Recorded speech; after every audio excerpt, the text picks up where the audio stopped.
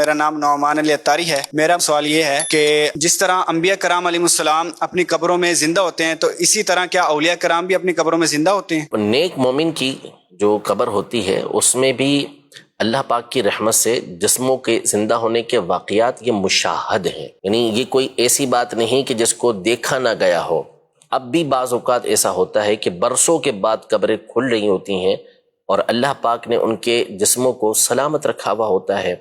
تو اولیاء کے جسموں کو بھی اللہ پاک یہ سلامت رکھتا ہے۔ اسی طرح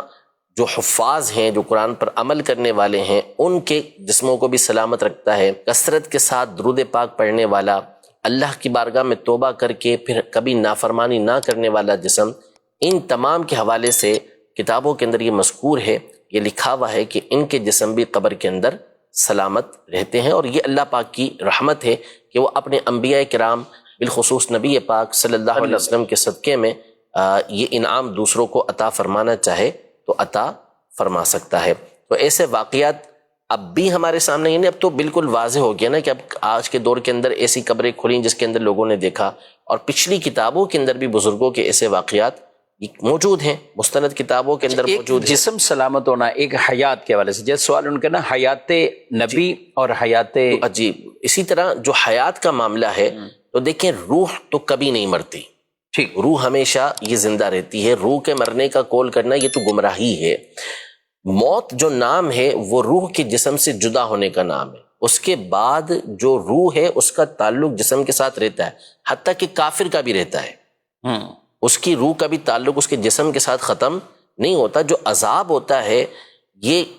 جسم اور روح دونوں کے اوپر ہو رہا ہوتا ہے۔ اسی طرح نیک لوگوں کے اوپر جو انعام ہوتا ہے تو وہ جسم اور روح دونوں کے اوپر ہوتا ہے، یعنی ایسا نہیں کہ اکیلے روح کو سکون مل رہا ہے، لطف مل رہا ہے۔ اسی لیے تو دیکھیں کہ جسم ہوتا ہے قبر کے اندر،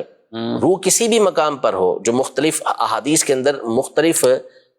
جو ہے وہ روحوں کے بارے میں ہے کہ کہاں کون سی روح رہے گی، تو پھر بھی جب بندہ قبر پر جاتا ہے تو قبر کے اندر جو مردہ ہوتا ہے وہ اس کو پہچانتے ہی، حدیثوں کے اندر موجود ہے، صحیح، سلام کرتا ہے تو اس کے سلام کا جواب دیتا ہے، وہ اس کا قریبی ہوتا ہے تو اس سے اس کو انسیت حاصل ہوتی ہے۔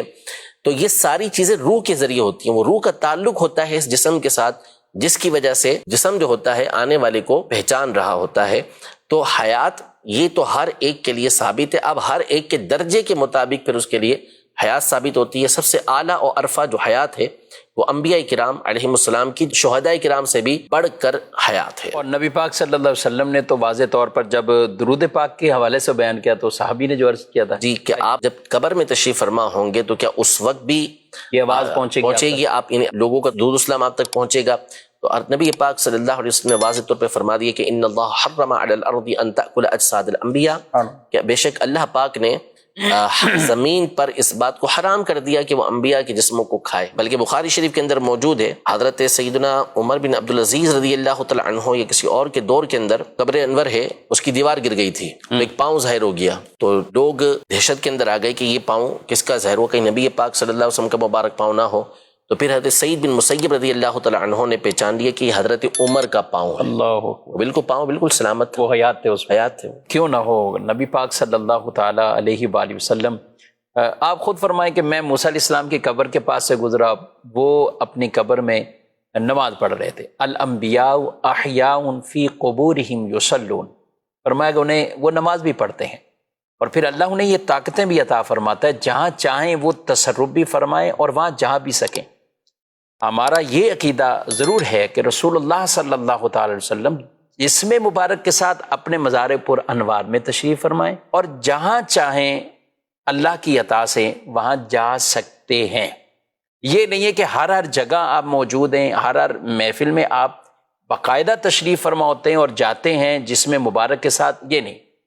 علم کے ساتھ سب کو مشاہدہ فرما رہے، پوری کائنات کو مشاہدہ فرما رہے ہیں، اور ہماری آوازوں کو، ہماری فریادوں کو وہ باقاعدہ سنتے ہیں۔ میرے امام اعلی حضرت فرماتے ہیں، دور و نزدیک کے سننے والے وہ کان، کانے لالے کرامت پہ لاکھوں سلام۔